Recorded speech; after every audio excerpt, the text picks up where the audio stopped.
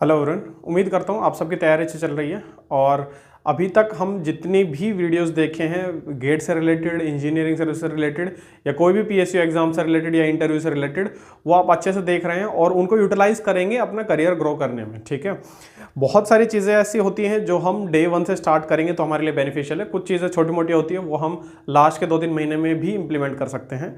हाँ, बट ये लास्ट के 2-3 महीने में इंप्लीमेंट करने वाली चीज़ें बहुत कम होती है। बहुत ज़्यादा जो इंपॉर्टेंट की चीज़ें हैं वो सब आपको डे वन से स्टार्ट करनी होती है। तो आज का जो मेरा वीडियो टॉपिक रहेगा उस पर मैं डिस्कशन करूंगा कि जो लोग कोचिंग ज्वाइन कर चुके हैं या जिन्होंने अपना रिसोर्स डिफाइन कर लिया कि उनको कहाँ से पढ़ना है, अगर आपको यूट्यूब से पढ़ना है, किसी कोचिंग इंस्टीट्यूट से पढ़ना है, तो फिर आप किस तरीके से अपनी तैयारी कंटिन्यू करेंगे, किस तरह से आपका टाइम डिवाइडेड होना चाहिए। ठीक है, देखिए सबसे पहला, आपने कोई भी सोर्स पकड़ा है तो उससे रिलेटेड आपकी क्लासेस होंगी। ठीक है, अगर आपने यूट्यूब पे देखा है या आप कोई कोचिंग इंस्टीट्यूट भी ज्वाइन कर रहे हैं तो आपकी क्लासेस की टाइमिंग होगी। ठीक है, आपकी क्लासेस मोर देन 6-7 घंटे नहीं चलेगी। बहुत रेयर कभी होगा कि 7 या 8 घंटे तक आपकी क्लास गई है। ठीक है, जब आपकी क्लास 6 या 7 घंटे, मैं एवरेज मान के चल रहा हूँ कि 7 घंटे के आसपास आपकी क्लास रहेगी। आपकी क्लास के टाइम के बाद आपको क्या क्या करना है उन सब चीज़ों का हम डिस्कशन कर रहे हैं। सबसे पहली और मोस्ट इंपॉर्टेंट चीज़, आपको क्लास बहुत ही एक्टिवली बैठ के सुननी है। आपको बिल्कुल ऐसा नहीं करना है कि आप सिर्फ नोट्स बनाते जा रहे हैं और आप क्लास में ध्यान नहीं दे रहे हैं, आप समझने के ऊपर लोड नहीं दे रहे हैं। अगर आप बहुत ध्यान से दिमाग चला के अपना क्लासेस अटेंड नहीं करेंगे, आपकी डाउट्स क्वेरीज क्लास में नहीं आ रही है, इसका मतलब ये है कि आप थोड़ा सा लेजी बने में जा रहे हैं। आप बहुत हैवी डाइट लेके और फिर क्लास लेने नहीं बैठेंगे, क्योंकि उसके बाद डेफिनेटली नींद आती ही आती है। थोड़ा सा लाइट डाइट रखेंगे क्लास लेने से पहले, क्लास के बाद चाहे आप थोड़ा सा एक्स्ट्रा, जब अगर आपको भूख लग रही है तो आप एक्स्ट्रा खाना खा सकते हैं। क्लास लेते वक्त आप अटेंटिव रहेंगे, आप हर एक फॉर्मूला के एप्लीकेशन देखेंगे कि कैसे टीचर करवा रहा है।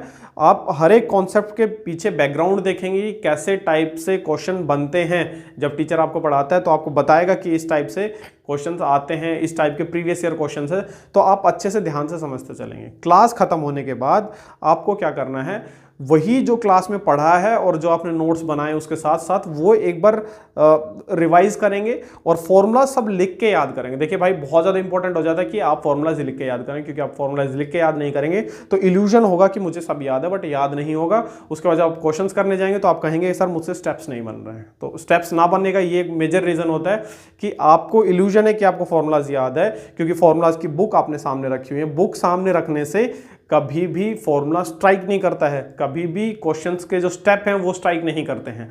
आपके फॉर्मूलाज बाय हार्ट रटे होंगे तो आप क्वेश्चंस के स्टेप देख पाएंगे, क्वेश्चन का लॉजिक समझ पाएंगे। ठीक है, तो सबसे ज्यादा इंपॉर्टेंट है आप क्लास से आने के बाद पहले अपना रिवाइज करेंगे और उसके फॉर्मूलाज लिख के याद करेंगे। उसके बाद का जो आपका स्टेप है, आप क्वेश्चंस करेंगे जो भी आपने उस दिन पढ़ा है।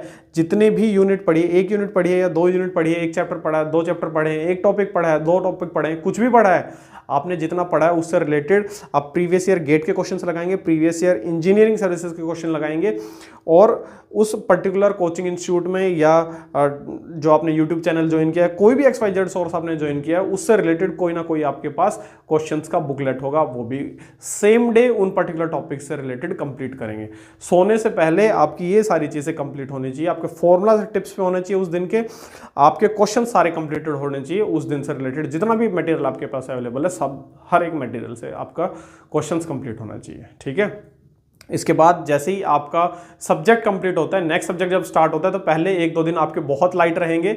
उस ड्यूरेशन में आपका जो पिछला सब्जेक्ट है उसके आप शॉर्ट नोट्स बनाएंगे। ठीक है, शॉर्ट नोट्स बनाएंगे प्लस उससे रिलेटेड जो भी आपका एक टेस्ट अवेलेबल है टेस्ट सीरीज का, वो टेस्ट दे देंगे। ठीक है, अब बहुत सारे टेस्ट सीरीज में बहुत सारे टेस्ट होते हैं। फॉर एग्जांपल, अगर आपने कोई भी एक टेस्ट सीरीज ली है तो उसमें आपका फुल लेंथ एक सब्जेक्ट वाइज टेस्ट भी होगा और उस सब्जेक्ट के टॉपिक वाइज टेस्ट भी होंगे। तो पहला जो आपका सब्जेक्ट कंप्लीट होगा, जैसे ही सब्जेक्ट कंप्लीट होता है पहले आप उसका फुल लेंथ टेस्ट दे देंगे। अगली जब रिविजन कभी होगी 1-1.5 महीने बाद, तब जाके आप उस सब्जेक्ट के जो टॉपिक वाइज टेस्ट है वो देंगे। ठीक है, और जैसे ही आप टेस्ट दे देते हैं आपका सब्जेक्ट एक कंप्लीट हुआ है। नेक्स्ट सब्जेक्ट कंप्लीट होता है, उसके बाद आपको उसके भी शॉर्ट नोट्स बनाने हैं और उसका भी टेस्ट देना है।